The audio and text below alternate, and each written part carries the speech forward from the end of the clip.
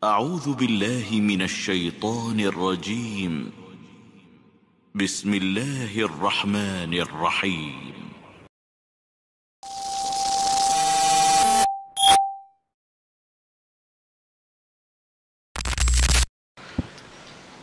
Bismillah, Assalamualaikum warahmatullahi wabarakatuh. Alhamdulillah, salatu wassalamu ala rasulillah wa ala alihi wa sahbihi wa sallama taslima. Nah, melanjutkan kembali kajian tafsir surah Al-Lail, di mana Allah Subhanahu wa taala di ayat pertama hingga ayat ke-10 menjelaskan tentang bahwa manusia itu memiliki usaha yang berbeda-beda.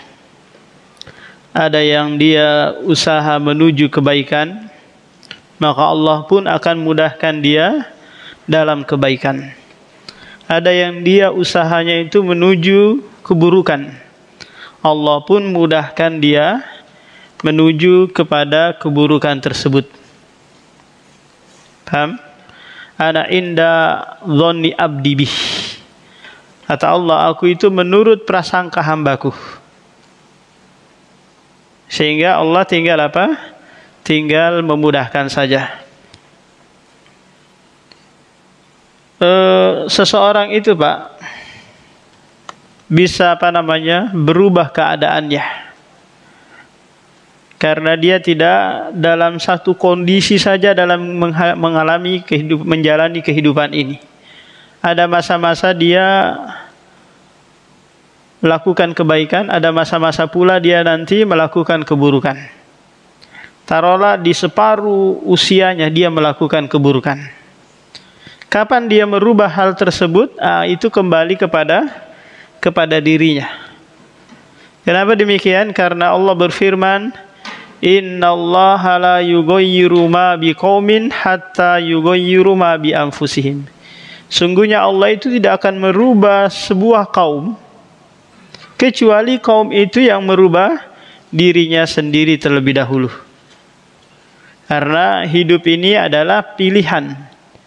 Kita mau buruk itu pilihan Anda, mau baik itu juga pilihan Anda. Kemudian kata Allah di ayat ke-11, wa ma yugni anhu maluhu idza taradda. Harta yang dia miliki tidak akan bermanfaat baginya. Kapan? Idza taradda, apabila dia binasa. Apabila dia meninggal dunia, hartanya tidak lagi bisa menolongnya. Sebanyak apapun uang yang dia miliki, kekayaan yang dia miliki, tidak bisa menolong dirinya dari yang namanya kematian, Pak. Meskipun dia sembunyi di benteng yang paling kokoh, dijaga oleh pasukan yang banyak gitu, maka pasti dia akan merasakan. Karena kehidupan yang kita alami, Pak, itu pasti akan berujung pada kematian. Maka jika Anda tidak mau mati, jangan hidup. Paham? Jika tidak mau mati, maka jangan hidup. Karena kita ini semua dilahirkan. Konsekuensi orang yang dilahirkan itu pasti merasakan yang namanya kematian. Paham? Tak kala ada orang gila, Pak, meminjam panci ke tetangga sebelahnya. Dia minjam panci gitu untuk masak. Akhirnya dikasih pinjamlah sama tetangga ini panci. Setelah dia menggunakan panci tersebut masak, dia bersihkan, kemudian dia isi panci-panci kecil di dalamnya. Dia balikin ke tetangganya. Terus tetangganya cek, apa ini? Apa ini, Juha?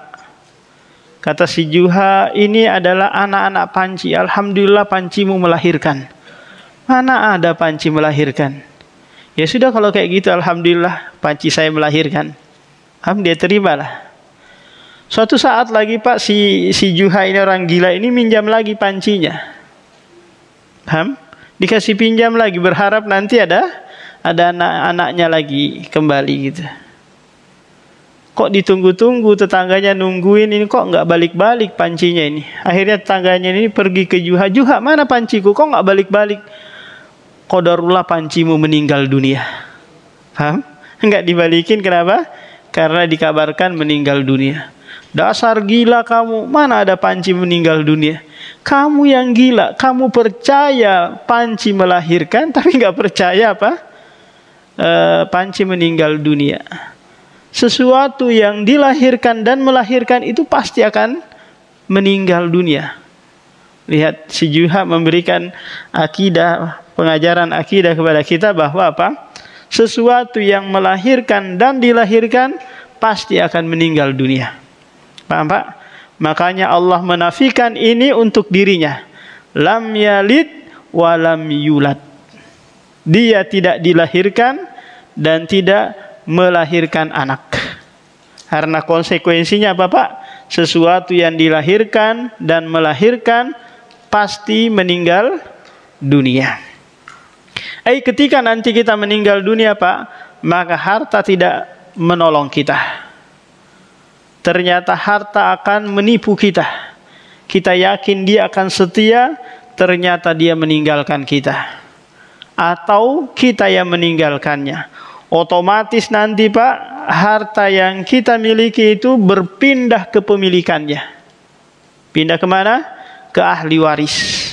Anak kita, istri kita, orang tua kita akan mewarisi seluruh harta yang kita miliki. Kita yang mempertanggungjawabkan di akhirat nanti, kita pula yang meninggalkannya. Jadi harta yang kita tidak miliki, harta yang kita miliki Pak akan kita tinggalkan semuanya. Kemudian kata Allah Subhanahu wa taala di ayat ke-12, inna alaina lal huda. Sesungguhnya atas kamilah al-huda, petunjuk. Di sini Allah Subhanahu wa taala menekankan bahwa petunjuk itu milik Allah, akan diberikan kepada siapa yang Dia kehendaki. Tapi ingat Pak, bahwa petunjuk itu ada dua sebagaimana pernah kita jelaskan. Ada hidayatul bayan wal irsyad, petunjuk penjelasan dan pengarahan. Ini dimiliki oleh Allah. Nabi, Rasul, Da'i, Ustadz semua ini memiliki ini. Paham? Dia bisa menjelaskan, memaparkan mana jalan-jalan menuju surga, mana jalan-jalan menuju neraka. Paham? Tapi untuk menerima dan mengamalkan apa yang sudah dijelaskan kepadanya, ini butuh hidayah taufik. Paham? Hidayah taufik. Hidayah ketetapan untuk menerima penjelasan keterangan tersebut. Nah, kedua hal ini Pak, kita butuhkan terus-menerus dalam kehidupan kita. Kenapa demikian? Terkadang kita mendapatkan penjelasan ilmiah, tapi kita belum bisa menerima. Paham? Belum masuk, belum mantap, belum kita yakini. Paham? Ada orang itu sedikit saja langsung dia apa? Langsung dia terima. Maka Allah mengajarkan kita doa yang terbaik di surah Al-Fatihah, doa memohon hidayah. Karena ini akan kita butuhkan terus sampai kita meninggal dunia. Ilmu, hidayatul ilmu, itu juga pemberian Allah Subhanahu wa taala. Paham? Ilmu itu Pak, ilmu agama itu tidaklah didapati dengan banyaknya hadir di majelis ilmu, kuatnya pemahaman kita, bagusnya hafalan kita, lamanya kita mondok di pesantren. Paham? Bukan itu. Tapi ilmu itu adalah minnatun ilahiyah, pemberian Tuhan, pemberian Allah. Paham? Pemberian Allah Subhanahu wa taala. Karena Allah berfirman, "Wa ma utitum minal ilmi illa qalila." Tidaklah kalian diberikan ilmu kecuali sedikit. Maka yang sedikit ini kalau dia masuk ke dalam hati akan merubah orang tersebut, tutur katanya, perilakunya, ibadahnya tambah baik. Karena ilmu yang bermanfaat itu akan mewariskan rasa takut, mewariskan semangat dalam menghambakan diri. Nah, jadi santri-santri kita, anak-anak kita yang mondok di pesantren, Pak, maka kalau dia kok pulang tambah jadi-jadi, dia kok pulang ke rumah saat liburan kayak macan keluar dari kandangnya, berarti apa? Asar ilmiahnya itu tidak nampak pada dirinya. Dia hanya menghafal, hanya belajar, tapi tidak ada dampak asar pada dirinya. Berarti ini musibah baginya. Kullu nikmatin la tuqarribuka ilallahi fahuwa baliyah. Segala kenikmatan, ilmu itu nikmat, yang tidak mendekatkan dirimu kepada Allah, maka itu adalah musibah. Paham? Maka anak-anak kita yang mondok kok nggak tambah baik ini, kok tambah buruk aja, maka nggak usah dimasukkan pondok pesantren. Suruh aja mungkin jadi tukang parkir, pemulung mungkin. Kali dia dapat hidayah dengan dia apa? Dengan dia memulung. Nah, karena ilmu itu apa, Pak? Pemberian Allah Subhanahu wa taala. Wa inna lana lal akhirata wal ula. Dan sesungguhnya milik kamilah kampung akhirat dan kampung dunia. Dunia dan akhirat adalah milik Allah Subhanahu wa taala. Kita ini, Pak, numpang di buminya Allah Subhanahu wa taala. Orang yang numpang itu harus sadar diri, tahu diri. Paham? Sudahlah dia numpang, dikasih rezeki lagi, dikasih makan lagi, dikasih kenikmatan yang banyak lagi, maka orang yang numpang haruslah tahu diri. Paham, Pak? Apa tahu diri kita? Ya, jika disuruh ya taat, jika dilarang ya dijauhi. Itu namanya tahu diri. Anak-anak laki-laki yang sudah balik, Pak, maka statusnya tinggal di rumah orang tuanya itu adalah numpang. Paham? Anak-anak yang sudah balik, anak SD itu ya, SMP sudah balik ya, Pak. Paham? Jika dia masih numpang di rumah orang tuanya, maka statusnya apa? Dia numpang. Paham? Orang tuanya tidak lagi wajib memberikan nafkah, biaya pendidikan, sekolah, dan yang lainnya. Paham? Agar dia apa? Agar dia mandiri.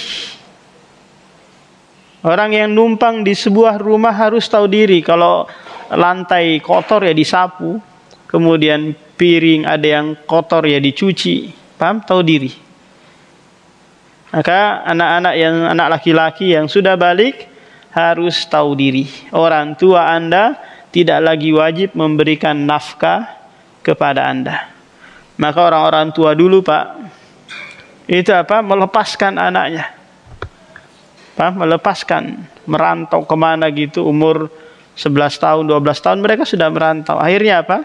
Mereka terbiasa hidup dengan kehidupan yang keras, cari sendiri, dan akhirnya apa? Ditinggal di mana saja mereka apa? Bisa hidup. Anak-anak sekarang mulai dari TK-nya sampai kuliahnya, mau nikah lagi, dinikahkan lagi. Belum ada pekerjaan, dicarikan pekerjaan lagi. Kenapa? Karena pendidikan kemandirian kurang diberikan oleh orang tuanya. Akhirnya apa? Bergantung terus kepada bapaknya, orang tuanya. Minta terus, minta ini, minta itu, minta ini. Padahal tidak ada lagi kewajiban bapaknya memberikan nafkah. Fa'anzartukum naron taladha.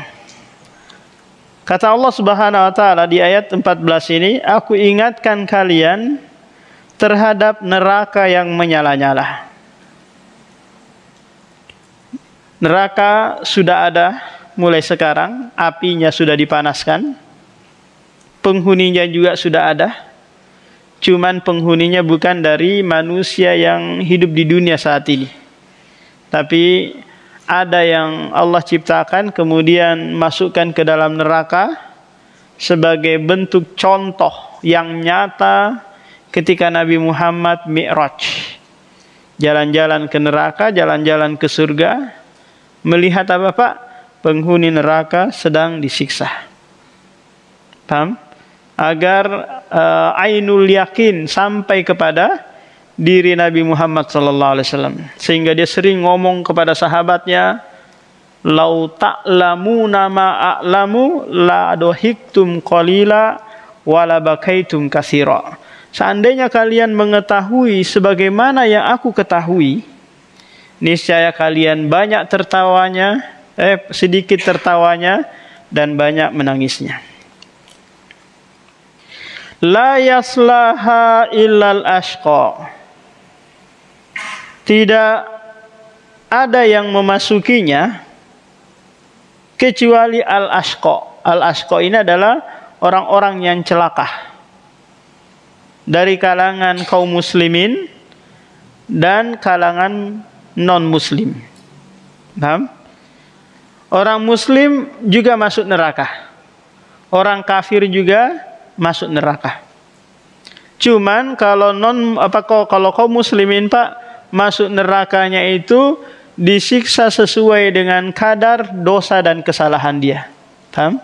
Setelah itu mereka dikeluarkan dalam keadaan berbentuk arang gitu, kemudian dicemplungin ke sungai kehidupan di depan surga, lantas mereka tumbuh lagi sebagaimana semula. Inilah keyakinan ahlu sunnah wal jamaah bahwa kaum mukminin, kaum muslimin, mereka dimasukkan ke dalam neraka kalau dosanya lebih berat daripada kebaikannya. Paham Pak? Tapi mereka tidak kekal. Beda dengan apa? Non-muslim. Mereka semuanya akan masuk ke dalam neraka jahanam, kekal di dalamnya. Paham? Kalau mereka mati dengan keadaan seperti itu, belum sempat bertobat. Ini syaratnya pertama Pak. Syarat yang kedua, sudah sampai dakwah kepada mereka. Paham? Nih, non-muslim ini akan kekal di dalam neraka jahanam dengan dua syarat ini Pak. Syarat yang pertama, mati di atas agama selain Islam. Syarat yang kedua, sudah sampai dakwah kepada mereka. Karena nanti ada orang mati di sana, di pedalaman sana, belum ada dai yang sampai Pak. Belum ada cahaya Islam sampai ke sana. Sementara mereka nyembah buaya, nyembah kayu, nyembah pohon. Paham? Paganisme. Agama kepercayaan. Maka dalam hal ini mereka tidak otomatis langsung masuk ke neraka, tapi apa? Diuji dulu oleh Allah Subhanahu wa taala dengan diutus nabi kepada mereka di padang mahsyar. Kalau mereka beriman berarti memang beriman dulunya di dunia kalau datang seorang dai. Tapi kalau tetap kafir, maka memang seperti itulah dia di dunia. Alladzi kadzdzaba wa tawalla. Yang mana al-ashqa ini kadzdzaba wa tawalla. Kadzdzaba itu Pak mendustakan. Sesuatu yang didustakan itu adalah khobar yang datang kepada kita. Paham? Agama kita itu Pak berisikan kalau dalam ilmu balaghah namanya apa? Namanya insya wa tolab. Paham? Agama kita terdiri dari dua hal ini. Akidah itu babnya insya, dia hanya mengabarkan. Pembahasan akidah itu mengabarkan kepada kita yang kita dustakan atau benarkan. Paham? Kalau rukun Islam atau permasalahan fikih ini babnya adalah tuntutan yang kita mengerjakan atau tidak mengerjakan. Paham, Pak? Agama kita kan berisi ini ya, akidah atau fikih. Nah, kalau akidah apa? Kita yakini. Tidak kita apa? Dustakan. Kalau fikih kita kerjakan. Tidak kita apa? Tidak kita tinggalkan. Nah, sementara orang yang celaka itu kadzdzaba wa tawalla. Dia mendustakan dan berpaling, tidak mau mengerjakan. Dua hal ini ada pada diri mereka. Kabar-kabar tentang surga, tentang Allah, tentang Rasul, tentang malaikat, mereka semua apa? Dustakan. Tak kala Rasul memerintahkan mereka untuk sujud kepada Allah, mereka juga berpaling, meninggalkan, nggak mau apa? Mengerjakan perintah tersebut. Dua hal inilah yang menyebabkan dia apa? Dikategorikan al-ashqa, orang yang celaka. Nah, sekarang kita praktekkan di sebagian kaum muslimin, Pak. Ada kaum muslimin yang dia tidak sholat kan? Yang dia tidak sholat. Apakah dia tidak sholat ini karena jahil? Kalau dia tidak sholat karena jahil, Pak, nggak paham tentang hukum sholat, maka berarti dia nggak ada dosa. Paham? Sudah dijelaskan kepadanya bahwa sholat itu, Pak, wajib.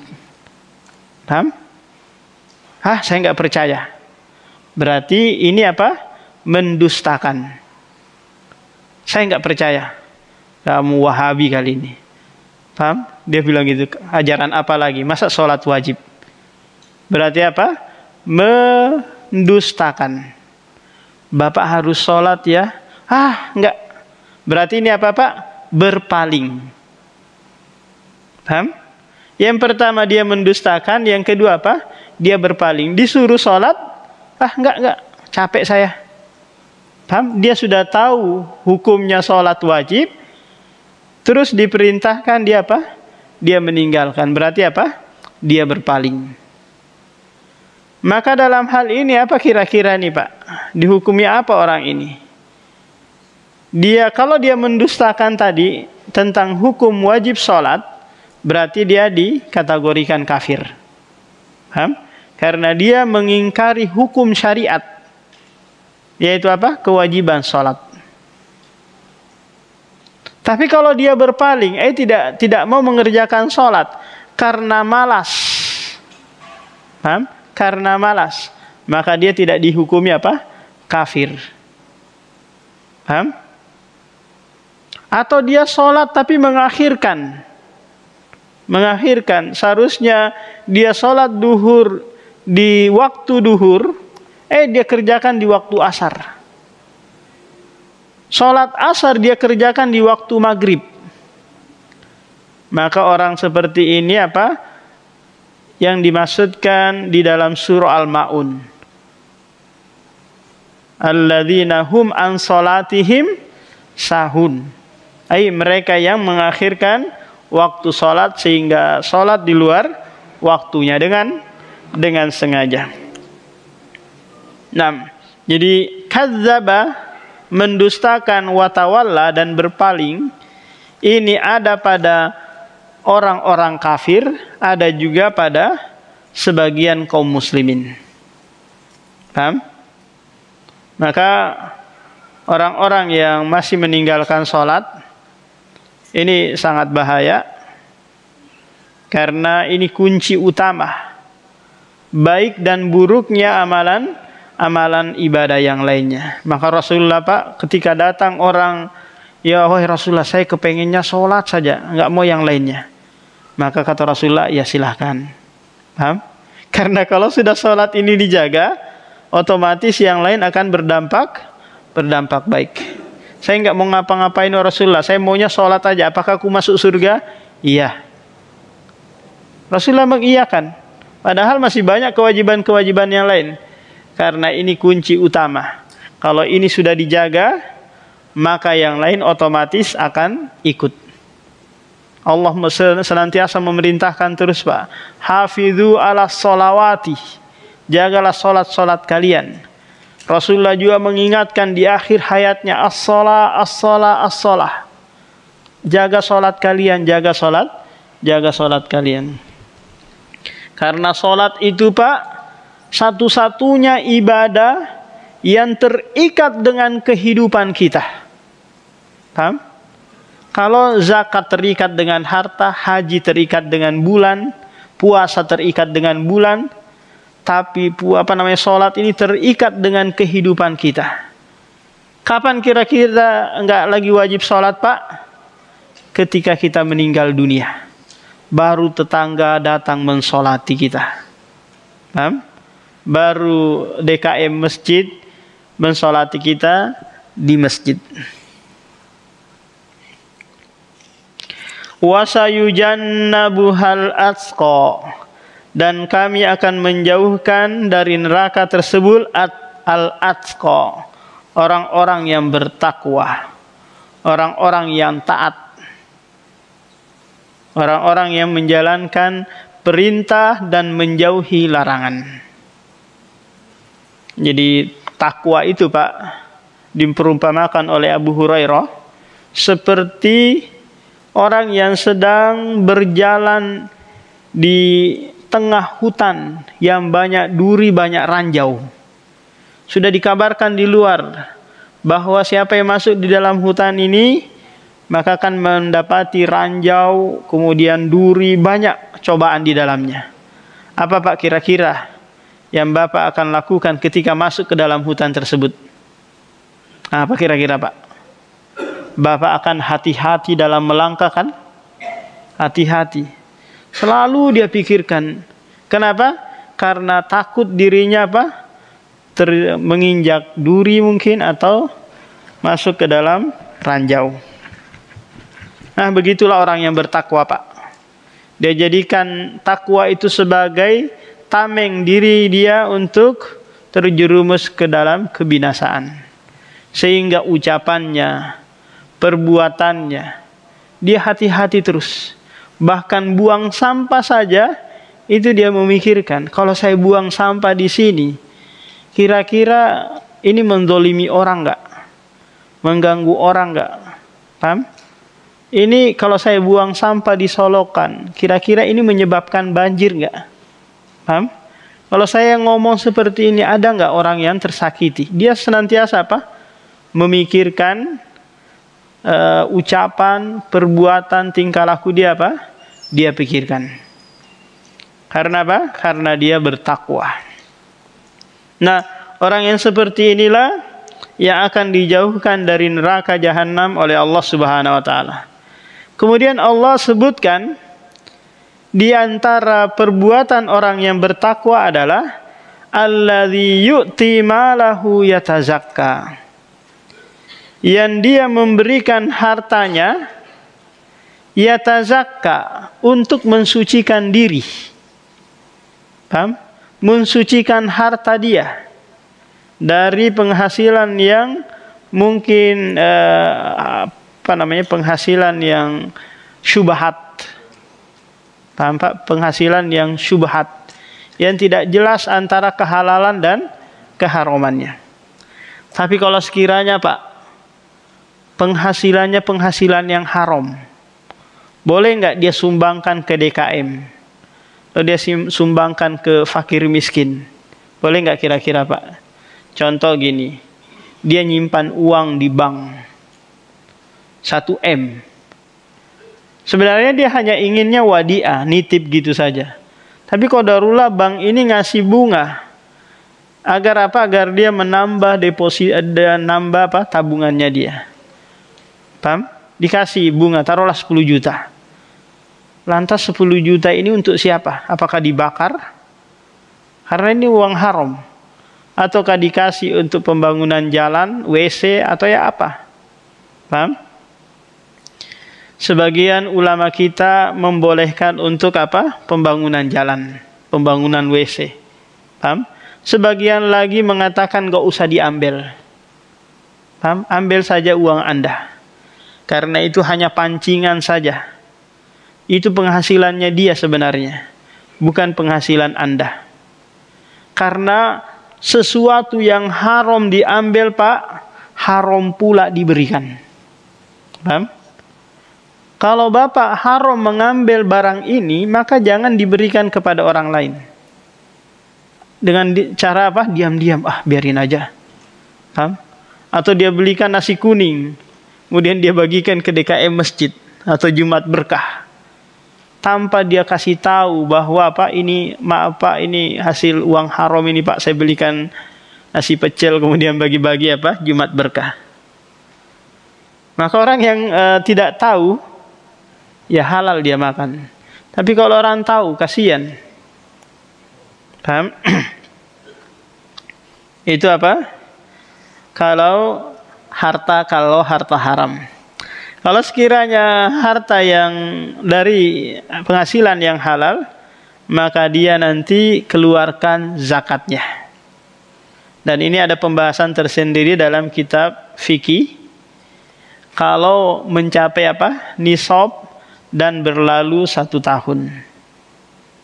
Paham Pak? Contoh nisabnya 85 gram emas. Dikali harga emas 24 karat di pasar. Taruhlah di pasar itu harga 1 gram 24 karat 1 juta. Berarti 85 juta.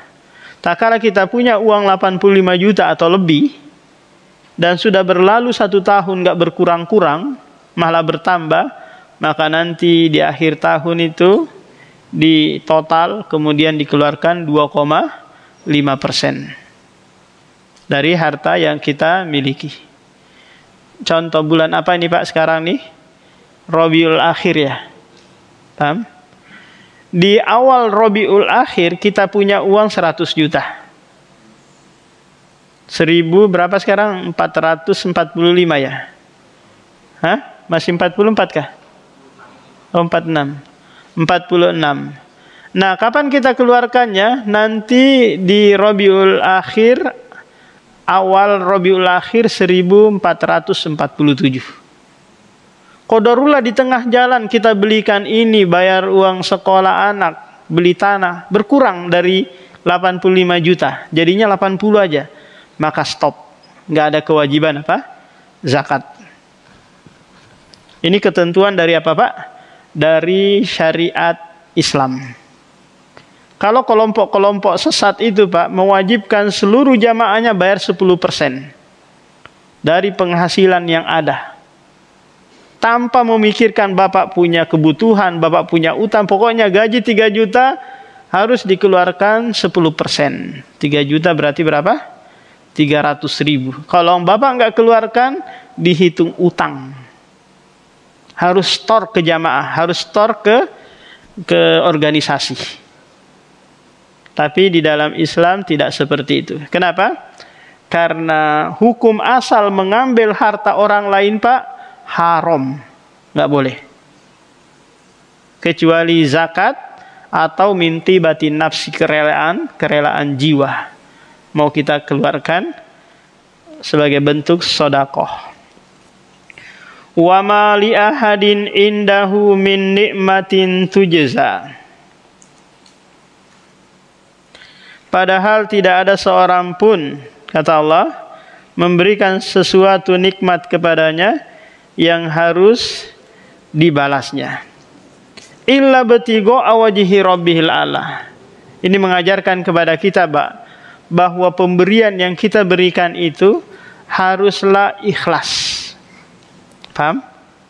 Haruslah ikhlas karena mencari pahala wajah Allah Subhanahu wa taala. Kalau tidak, kita ada embel-embel dunia yang kita inginkan, maka tidak ada nilai pahalanya. Contoh kita ngasih mungkin agar kita dipandang, agar orang itu hormat sama kita. Atau kita nyumbang, kemudian Pak tolong ya habis sholat nanti disebut nama saya nyumbang 100.000. Ingin riya. Paham? Dia nyumbang buat pagar masjid. Terus dia suatu saat dia bermasalah dengan DKM, dia ungkit-ungkit, saya loh dulu yang bangun ini pagar masjid ini. Ini namanya apa? Manna. Mengungkit-ungkit sedekahnya dia. Kalau bukan saya ngasih kamu uang waktu itu, kamu sudah mati. Sudah nggak ada sekarang ini. Maka ini mengungkit-ungkit kebaikan. Wala saufa yardo. Kelak dia mendapatkan kepuasan, yaitu balasan dari Allah, karena dia memberikan sesuatu semuanya dia karena Allah Subhanahu wa taala. Dia tidak mengharap pujian, tidak mengharap balasan, tidak mengharap sesuatu. Dia murni hanya memberikan karena Allah Subhanahu wa taala. Tinggal berapa menit lagi nih, Pak? Nah, ini akhir dari surah Al-Lail. Nanti insya Allah pertemuan berikutnya kita masuk ke surah Ad-Duha. Barangkali ada yang mau ditanyakan, Pak, silakan.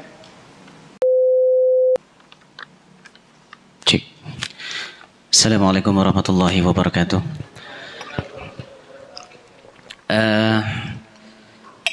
Man amila amalan amruna fahuradun. Jika tidak ada contoh dari Rasulullah SAW, amalan tersebut tertolak, itu Ustaz. Nah, bagaimana dengan amalan-amalan kita yang mungkin tanpa disadari bahwa amalan tersebut tidak dicontoh oleh Rasulullah SAW, kemudian kita lakukan? Apakah serta-merta kemudian amalan yang sah dengan yang masih subhat itu ada pisahnya? Misalnya katakanlah kita ini bukan amalan yang datang dari Rasulullah, dari para sahabat dan sebagainya, kita lakukan akan mendapatkan dosa. Kemudian yang ada amalan yang sesuai dengan contoh, kita dapat pahala. Apakah atau total semua ketika kita melakukan perbuatan amaliyah, baik yang wajib maupun sunnah, tapi masih ada subhatnya, apakah serta-merta kemudian tertolak semuanya, atau sebagian ada yang diterima, ada juga yang tertolak? Demikian Ustaz. Nah, jadi hadis Rasulullah itu, man amila amalan laisa lahu amruna fahuwa raddun. Siapa yang melakukan amalan yang tidak ada contoh dari kami, maka dia tertolak. Paham? Sekarang ada orang melakukan sebuah amalan yang itu tidak ada contohnya. Paham? Tapi dia lakukan hal ini didasari dengan ketidaktahuan dia. Mungkin karena ikut-ikutan, mungkin karena kiainya, ustadznya melakukan hal itu, akhirnya dia ikut-ikutan. Maka amalannya itu pertama tertolak, tidak diterima. Timbul pertanyaan sekarang, apakah dia berdosa? Maka jawabannya tidak. Kenapa? Karena dia melakukannya tanpa dasar ilmu. Ad-dinu la yalzamu qoblal ilmi. Agama itu tidak melazimkan seseorang sebuah hukum sampai dia memiliki ilmu. Paham? Sekarang dia ada amalan-amalan yang mencocoki sunnah yang dia kerjakan, tapi dia nggak tahu hadisnya. Dia dia melakukan karena tidak tahu dalilnya, dia hanya mengikuti saja. Maka orang ini diberikan ganjaran pahala. Kenapa? Karena dia berprasangka bahwa mungkin ini ada dasarnya, ternyata memang ada dasarnya. Jadi amalan yang tidak ada tuntunannya, contohnya gitu, pasti tertolak. Tapi apakah dia mendapatkan dosa atau enggak, dilihat lagi kepada apakah dia mendasari ilmu atau tidak perbuatan tersebut. Kalau dia sudah tahu bahwa ini enggak ada contohnya, tetap dia melakukannya, maka dia amalannya tertolak plus dia dapat dosa. Paham? Karena di sini sudah masuk hawa, mengikuti hawa nafsu. Paham? Ayat lain? Itu ada mikli.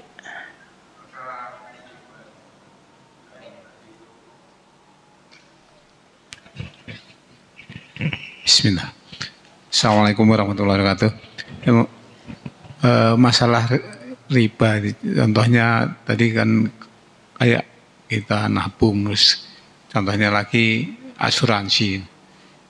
Kita ini dalam bekerja rata-rata sudah itu hukum yang berlaku di pekerjaan kalau kita sebagai pekerja dan karyawan itu mesti diasuransikan, Ustaz. Iya. Pasti enggak. Itu asuransi itu kan salah satu bentuk riba juga, Ustaz. Ada karena ada pertambahan nilai juga kan gitu. Nanti berakhir pekerjaan kita sudah purna karya kita kan asuransi dibayarkan kita. Nah itu asuransi itu sebagian dari uang kita, potong dari gaji kita dan dari perusahaan yang memberi kepercayaan kepada kita. Nah itu setelah akhir purna itu asuransi itu apa namanya kita ambil ya uangnya lah kita ambil. Nah itu untuk memisahkan itu kita pernah ke asuransi seperti itu tuh mereka nggak bisa merincikan itu karena kita sudah berpuluh tahun bahkan mereka nggak mau merincikan. Kalau mau merincikan berapa ratus lembar, nah Iya. itu sulit itu gimana cara? Jadi asuransi itu Pak, mau di pekerjaan atau di mana gitu ya, kita pasti akan dipotong asuransi kesehatan dan yang lainnya gitu ya, dipotong. Nah kalau sekiranya kita tahu bahwa yang dipotong itu dari gaji kita, taruhlah dipotong 10.000, paham? Selama kita kerja dipotong terus 10.000 untuk dimasukkan ke asuransi. Taruhlah kita kerja 10 tahun. 10 tahun itu berapa bulan kira-kira Pak? 120 bulan.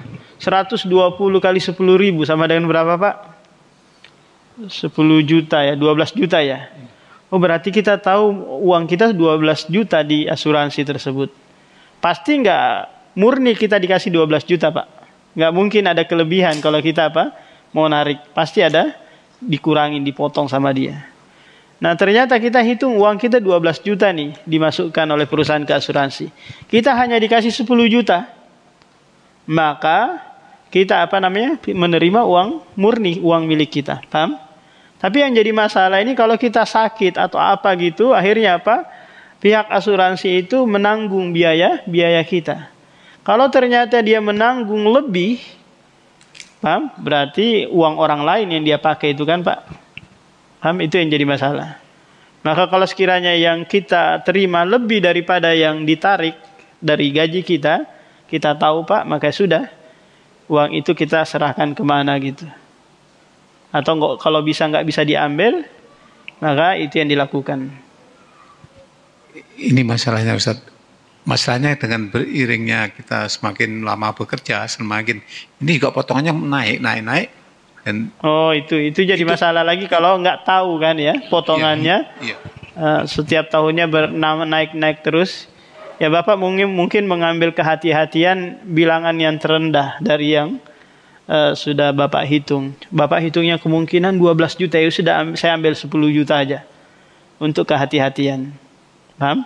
Daripada mengambil harta orang lain. Karena jika lebih daripada kadar Pak, itu pasti akan mengambil harta hak orang lain. Paham? Karena pihak asuransi itu dia nampung aja uang orang kan. Seperti itu. Nah demikian karena sudah masuk waktu. Subhanakallahumma wa bihamdika.